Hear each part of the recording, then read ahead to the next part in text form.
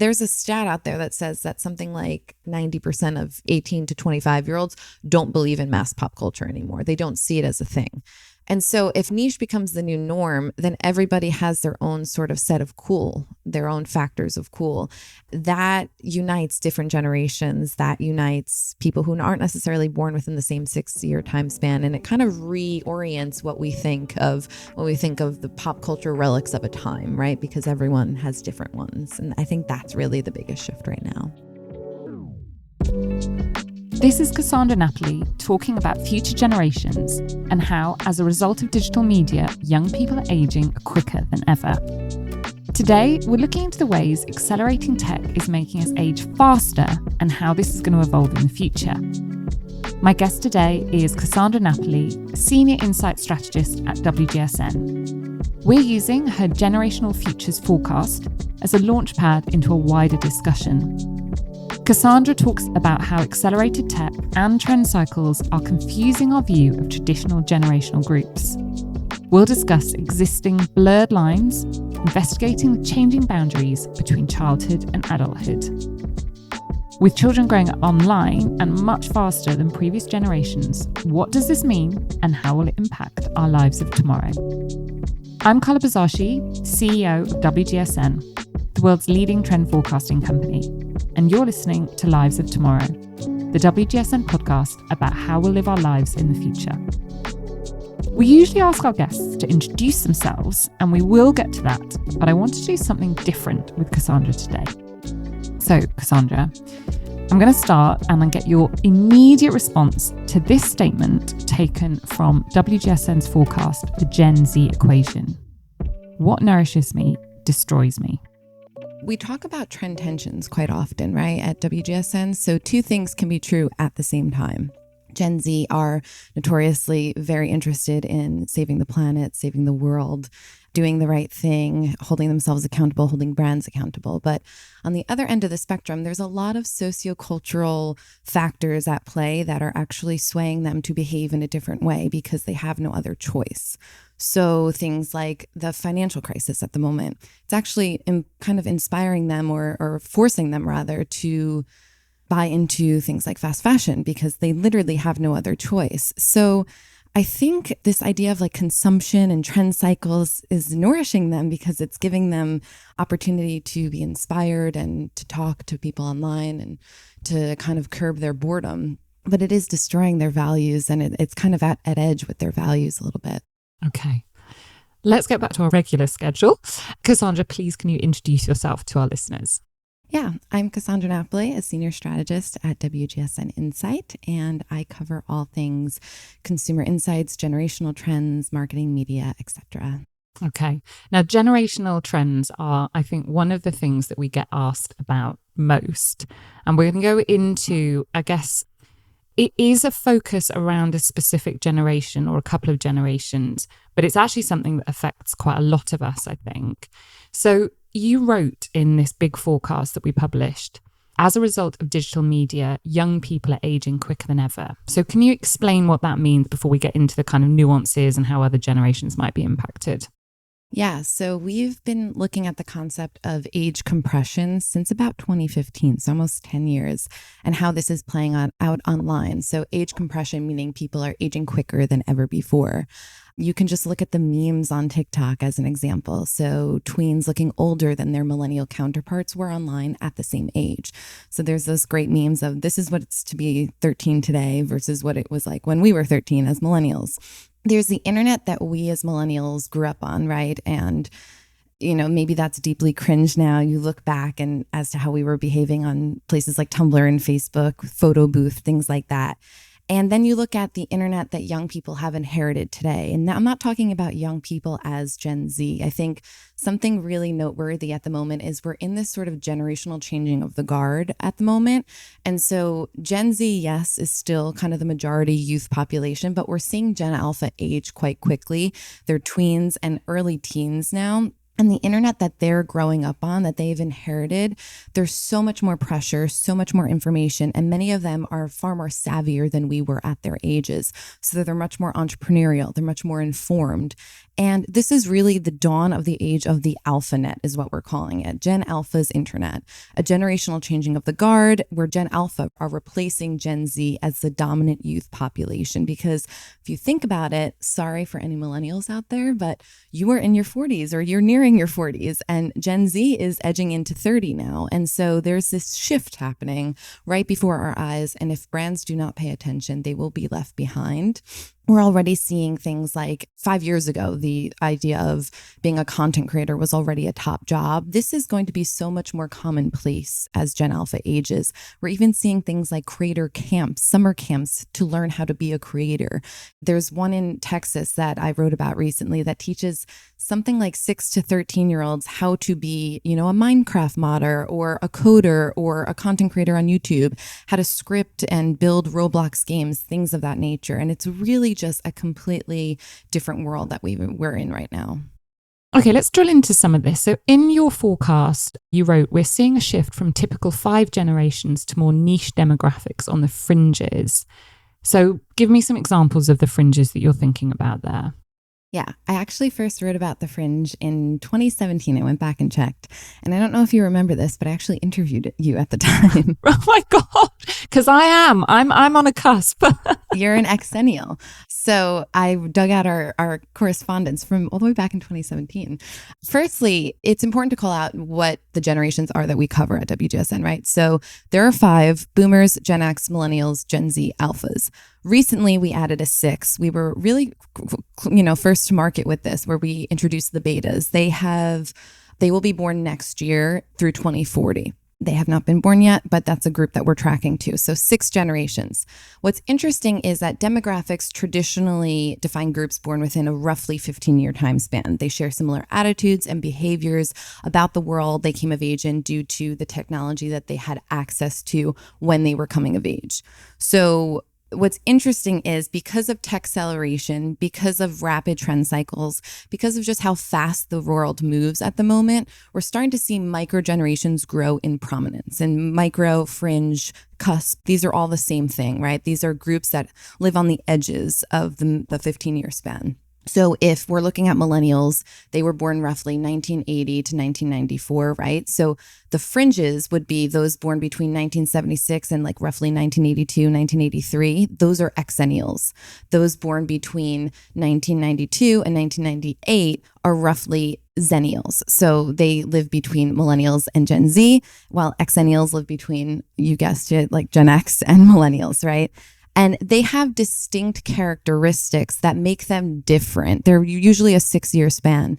They make them, their characteristics are quite different than the 15-year span of millennials because how fast technology is moving. So if you look at Zennials, for example, they didn't have the same experiences as true millennials born in, 1987, because of the fact that by the time they graduated college, the world looked really different from when the 1987, 1988 person graduated college.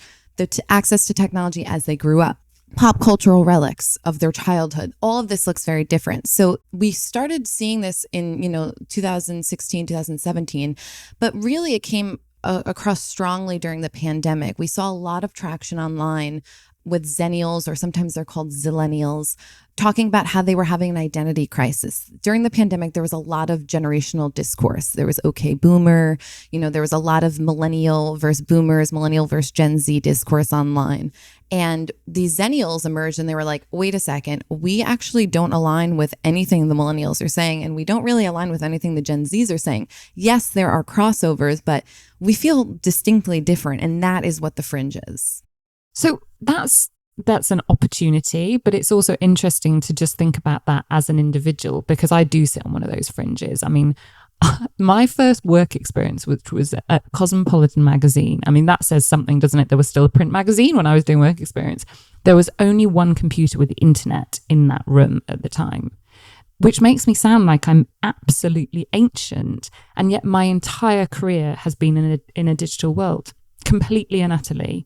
And so that is different to your generation, where obviously the internet was on every device that everybody had. And yet, well, you are younger than me, but you know, we're not sort of decades and decades apart. But it also creates, I think there's a sort of idea of community as well there, because 15 years is a big range. And so feeling like you have a place in a fringe or a cusp is also quite a positive thing. I think it's quite reassuring. Yeah, I'm a Zennial, so I feel strongly about fringes. That's why, because I am one. But my first work experience was at Vogue, and there were computers everywhere, right? And that was only 10 years later, probably less. But interestingly, there wasn't social media everywhere. That was when I came of age, during the age of social media, and it was still very introductory. There was one person working on the social media team for an entire brand, right? Now, if you got a Zalpha, or if you know, even like a younger Gen Z who's not quite as Alphas are the between Gen Alpha and Gen Z. If you got them to go into a magazine now, there would be a robust social media team, whereas that didn't exist when I was there, and certainly didn't exist when you were there. So I think that is the biggest change. Yeah, it's really interesting. Okay, let's get to know you a little bit better. When are you happy? I think I'm happiest when I'm outside in the sunshine. It's summer where I live in New York, and it's been very, very hot, but definitely getting some vitamin D, being outside. I need that in my life all the time. I will agree with you on that. And it is actually a sunny day in the UK. This feels like it's the first in about 3 years. That's a complete exaggeration, but I'm very much looking forward to logging off at the end of today. What do you rarely share about yourself? Oh, that's a good one. Well, I don't know if this is what I rarely share about myself, but I do think it's a fun fact when anyone asks what I do for a living, and I try to explain it to them. And it's a whole conversation about, but what is trend forecasting? Mm-hmm. Yeah, I think the idea of trend forecasting, what I do in trend forecasting, my role and insight is looking at really large pillars like society, technology, the environment, politics, industry, creativity, figuring out what the signals are in those spaces and distilling them into different topics. So that's how I look at, the future of fashion education, the future of aging, the future of extreme living. These are all reports I've just recently written, so that's why they're top of mind. But using those pillars and distilling those signals into what it means for different industries going forward. Okay. However big or small, what one day-to-day life hack couldn't you live without? I've recently become a morning person. This is very odd for me, but that might mean you're getting older. Maybe. I was a night crawler my whole life, and all of a sudden these days I pretty much wake up at 5:30 every day, and it is a total new life hack. I feel better, I think better, I get all of my writing done in the morning. I recommend it for everyone. What was the last TV show that you binge watched and just had to recommend? It's so funny because I am terrible at binging. I will spend an hour looking for something to watch on Netflix, and then I just fall asleep. It never works out for me. I did watch Bridgerton. I haven't finished it though, but I recommend that. Okay, when and how do you prioritize yourself? I'm signing up to run a marathon. So I've become an avid runner recently in the last couple of years, and really pandemic era. And I just ran my first half marathon. So that is how I prioritize myself. I head outside and go for a run. Congratulations. Thank you. Okay, so let's move on with this because it's all just really fascinating. So another quote, and I'm firing these at you at the moment, but they're really, really interesting. The intergenerational internet is demonstrating how youth is a mindset. So if youth is a mindset, how can you be 30 and 50 all at the same time? Yeah. So it kind of goes back to what we were saying before, the intergenerational internet is so, so strong, right? It's important that brands don't write off TikTok as this youth focused app. It's about treating platforms as intergenerational hubs. There's also the idea of encouraging all cohorts to really embrace youth as a mindset and show them that they can find joy in the aging process. That's being age agnostic, helping them find joy, treating social media platforms as intergenerational hubs, and providing adults with time and space to revert back to childhood, to adopt play into their worlds. This idea of play, imagination, all big ideas that we've been talking about for a number of years in our STEPIC forecast. It's about building products that spark joy for adults, especially during these polycrisis times, right? The world is quite heavy right now. There's so much going on. If you can give young people or older people or whoever opportunities to escape and to find joy, and for adults, a lot of that is ingrained in kidulting, right? This idea of going back to childhood. Kidults are adults who shop like kids, right? So really a lot of brands are starting to cash in on this. If you look at the data, a lot of the toy sales in the last couple of years have really come from adults buying things that remind them of their childhood, that allow them to go back to the safety of when they had, a world that didn't seem so heavy. Night did makeovers or whatever. All of that is returning for older Gen Zs and millennials, actually. So if you go on TikTok, you search adult sleepovers, it's all of them having girls' night and doing their nails and, having this comfort of what it was like growing up in really, different times when perhaps the world seems less kind of heavy. There's also, from like a retail perspective, an interesting example of catering to need, not number. So as aging becomes less of kind of something that we want to separate people by, right? We cater to need, not number. And there's a great brand in Singapore called Love Bonito. They offer a new filtering tool on their site, helping customers shop for clothes that are, attached to different needs in their life. So you can shop for bloat-friendly clothes or nurse-friendly if you're a new mom, something like that, which I think is a great example. Yeah, that absolutely makes sense. We've talked about this at kind of the angle for brands. What does it mean for us as individuals if tech and the internet and social media is making us age faster at kind of one end and maybe hold on to our youth for longer at the other end? How's that impacting our actual lives? Yeah, I can talk about it as from a perspective of kids, right? So we know that it's important to protect kids from the dangers of growing up online. There's tons of data out there that shows that it's making them depressed and lonely, and there's all these kind of really big problems that are emerging from it. Social media and the internet is a double-edged sword, right? It offers a lot of great things. It offers connection, access to information, ability to form community, forge friendships. These are all really important things for young people today from like a macro perspective, but it's also very dangerous, right? So it can be two things at once. Again, that idea of that trend tension. We know social media companies know that they're bad for well-being of young people, fueling things like comparison culture and what we at WGSN call panoptic perfection. This is the idea that you are looking at others and you're constantly surrounded by comparing yourself to others. And it's really having an impact on young people, around the world. We know that in the future, there's going to have to be a sort of trifecta that emerges where brands, governments, parents collectively work together to protect young people. It's about reconsidering the age of adulthood online, marketing to kids effectively. So there was one study of children in California in the US that found that 75% of them got their first phone by the age of 12, and the age of adulthood on the internet is effectively 13, though 40% are already active between ages 8 and 12. Yeah, it doesn't surprise me at all. Not at all. Yes. Do you remember the idea of FOMO as well, right? Fear of missing out. We've talked about that for the last 10 or 15 years, largely with millennials and experience culture and things like that.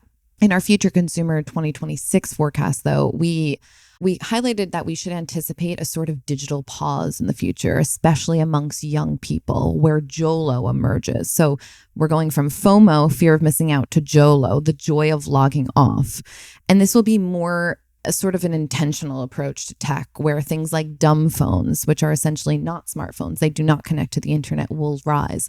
We're starting to see the rise of Luddite culture in the US, where young people, there's pockets of young people that are collectively opting out willingly, stepping away from digital media because they know it's making them they know it's affecting their well-being, right? These are young Gen Zs largely. Millennial parents largely got to experience phone-free childhoods in the 80s or 90s and early aughts. And they may be the driving force pushing this lifestyle for Gen Alpha as well. So often we talk about Gen Alpha being digital first, right? They're gaming, they're growing up in an AI generated world, post-truth, all these things that are affecting them. But maybe we might see pockets of them go offline, opt offline. And we're starting to see some really great examples, both from an industry perspective, brands, but also from governments. So the U.S. government has got some bans going on in schools. Florida became the first state to ban phones in schools. happening across a number of states. In France, they've banned photoshopping in ads. And then one Swedish pharmacy banned the the sale of anti-aging skincare rather, to kids under 15. So you have to be 15 to buy these products. Dove is a great example. They've done the Self-Esteem Project. So there are some positive initiatives emerging, but it definitely is something that brands, parents, and governments have to do to work together to kind of solve this large issue. Let me put this thesis to you. So I read a really great article the other day, and it was written by a woman in her late 20s. And she said, the reason that you're seeing so many people my age posting pictures of themselves on social media, celebrating the fact they've run a half marathon, and she was very specific about it being a half marathon, is because we have kind of given up on some of those milestones that the generation before us would have celebrated. So marriage, she's like, I'm not really fussed about getting married. Children, not sure I can afford them. Buying a property, I definitely can't afford that. But I still want to celebrate. And a half marathon is something that most generally fit people can probably get to. And so she said these are the new milestones, or as we would call them, minor stones, that generation want to celebrate, because the big milestones are either out of reach or just unattractive. Do you agree with any of that? That goes extremely back to the idea of chrononormativity. That's the societal expectation to sort of achieve life milestones by a particular age, getting married, buying a home, having kids. Because of everything I described pretty much in this podcast, the acceleration of technology, the pressures of modern life, the polycrisis era, all of these things are delaying adult markers for many millennials in particular, many Gen Z and millennials. And there's a great Friends episode where Jennifer Aniston's character goes and she says, oh, I want to, be married by, 33, and I want to have a kid by 35 or whatever the age is. And she goes, yeah, but then I will have to meet the person by this age. And then, I want to date them for like a couple of years. So, I should have met them like by this age. And then she realizes she's like 3 years behind already when she turns 30. And that really is exactly what it's a great analogy for what chrononormativity is. It's this idea that a lot of millennials aren't hitting those milestones because of those sociocultural, socioeconomic factors, and really embracing minor stones, which are small wins. We might call them glimmers in some ways, like small joys. That is the new norm, I think. And we're telling brands, actually start making products for these sorts of celebrations, because people aren't necessarily hitting those traditional markers anymore. You need to embrace consumers as they celebrate alternative wins, minor stones, as you described. Yeah, I think it's, and I was on stage in the south of France speaking to a kind of marketing community recently at Cannes Lion, and that was something I really, really honed in on, because I think it is such an opportunity. But it's good for brands, but I think it's also good for people. Why not celebrate when the world sometimes feels like a really horrible place at the moment? We should celebrate things, and they don't always have to be big things. Little things are good as well. Okay, I want to kind of talk a little bit about kids. We'll have parents listening to this podcast, and you don't have to be a traditional parent. I'm not a traditional parent, but we still have sort of other children in our orbits. You've talked about what sort of steps will need to be taken, and actually in some instances how younger people are taking that into their own hands. What will happen if those protections don't get put in place? Yeah, that's the golden question, right? I think the dangers that could emerge there are really profound. I think we're starting to kind of educate a little bit wider, which is really helpful. I think brands have a responsibility to play there, being good brand citizens. We call it actvertising sometimes, action or activism with advertising.